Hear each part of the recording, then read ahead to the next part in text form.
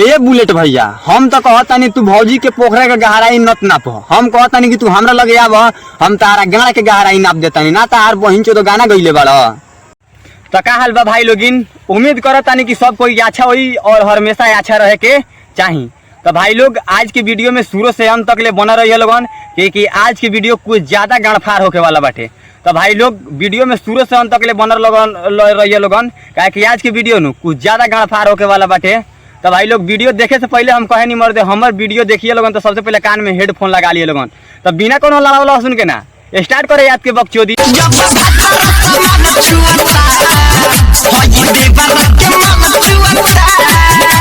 कि जब भातारा सामान छुअता तो देवरा से माल छुअता।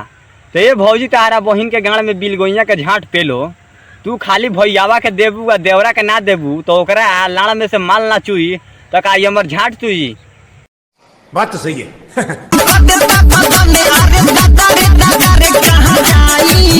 तो ये भौजी तारा बहिन के बुर में गोविंदा वाला लाड़ पेली। हम तो कहतानी कि तू कहीं न जा, तू चल आवा हमरा कैमरा मैन ठाई कहत में बानी आई ठाई लाड़ पेली हक देबू तारा बहिन के चोदो।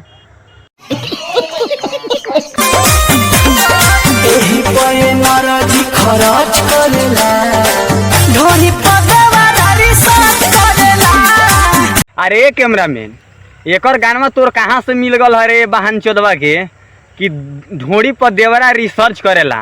तो ये तार बहिन चोदो अगर हमरा जे खींच बरी नु चाहे हमरा कैमरा मैन के तो तारा गड़िया पर रिसर्च कर दी तार। oh my God!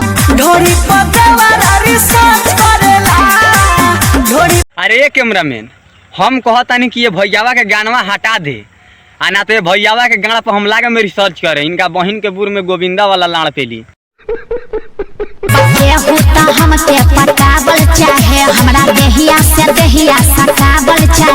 तो सुन लो लोग भाई लोग भौजी के कहे के का मतलब बा कि सब लोग हमें पटावल चाहे आ देहिया से देहिया सटावल चाहे।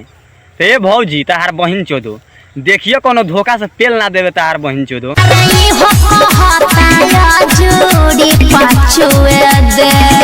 अरे ये कैमरा मैन ये कौन भौजी कामना चीज के चुए के बात करती है रे? ना रे भैया मालूम नहीं खे। तोरा मालूम नहीं खे तो भौजी कथी चुए के कहती है रे? हमनी के तो मालूम नहीं के भाई, अवधेश भैया के था बाटे। अगला ट्रिप लगेबे तनी हमरे गांव के लइका हो एक ढोरी तइका छुए दे कि हमरे गांव के लइका हो आ ढोड़ी एक छुए दे। तो ये अवधेश भैया हम तो कहतानी कि तोहरे गांव के लइका हो आके हमर लड़िया तनी ओकरा के छुए द ना सार तू का एक्टिंग कइले बाड़।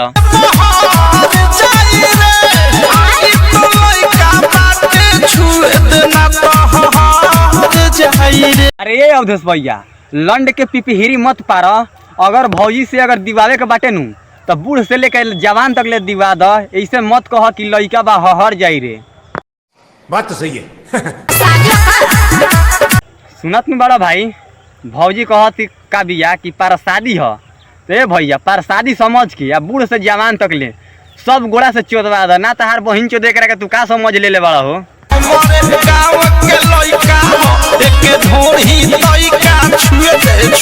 कि हमरे गांव के लइका ह आ एक गड़िया तनी छुए दे ना तारा बहिन के गाना छू दी नु तार बहिन जो समझ नहीं के आवत। अरे कैमरा में एकर गाना तू हटा दे आ ना तो तोहर गाना मार दे आ ना तो ये सार के तो गाना मरबे करे।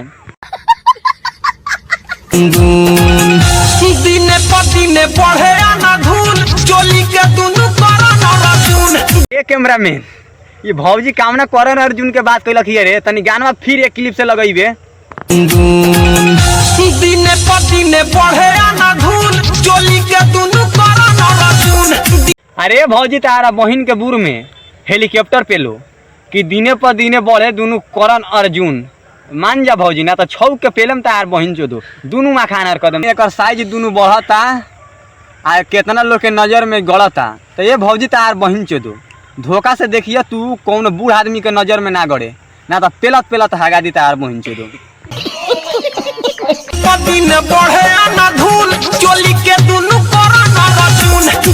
अरे भौजी तारा बहिन चोदो मतलब कि भौजी हमरा गाना समझ आ गई कि कौन करण अर्जुन के बात होता टे आ सब लोग के भी पता चल गल कामना करण अर्जुन के बात होता। भौजी तू मान जा, ना तो पेलम बस छूल देकर मुँह देबू तार बहिन चोदो। कलकत्ता तोर दाई के इंग्लैंड हो तो बाई के कलकत्ता। कि तोर दाएं के इंग्लैंड ह आ तोर बाएं के कलकत्ता। तो ये भैया तारा बहिन के बुर में डायनासोर के झाट पेलो, का खतरनाक गाना गईले बड़ा। सार तू मान जा, ना तो छौक के पेले हक देबो तार बहिन चोदो। घूमे लसन लइका तोरा आगे पीछे हो, में लसन लइका तोरा आगे पीछे रे। तो ये भैया तार बहिन चोदो, वो लड़किया के पीछे लइकवा एंग थोड़े घूमे लसन, पेला पेली करला घूमे लसन तार बहिन चोदो। ऊपर नीचे हो आय हाय फुल मस्ती में डोलेला जब ऊपर नीचे हो। अरे भौजी, जब ऊपर के दोनों बैलून जब बड़का हो गईल बाटे तो अपना मस्ती में डोलबे करी, आ तू तो और बहिन चोदो छटपटा छटपटा डांस करल छोड़ द, आ तो वस ना पेलेम कि तार बहिन चोदो छेरा तो भगब।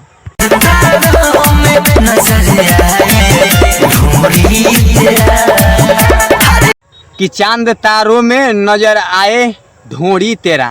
तो ये तहारा बहिन के बुर में गोविंदा वाला लाड़ पेलो और ई का जाने केकर केकर वाला लाड़ पेलो तार बहिन चोदो।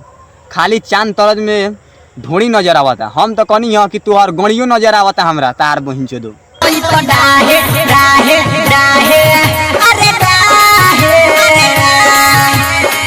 बदलू तो भगलू काहे, तब पदलू तो भगलू काहे। तो ये भैया तार बहिन चोदो, कौन राइटर एकर बहिन चोदो तहारा के लिख के दे देले बाटे हो गाना कि पदलू तो भगलू काहे। तार बहिन चोदो उपाधि तबो भागी या हगी तबो भागी तार बहिन चोदो। तो भाई लोग आज के वीडियो हम जन खत्म करता नहीं। अगर तहनी के मर्द जरा सा भी अगर अच्छा लागल तो वीडियो के लाइक करके या चैनल के सब्सक्राइब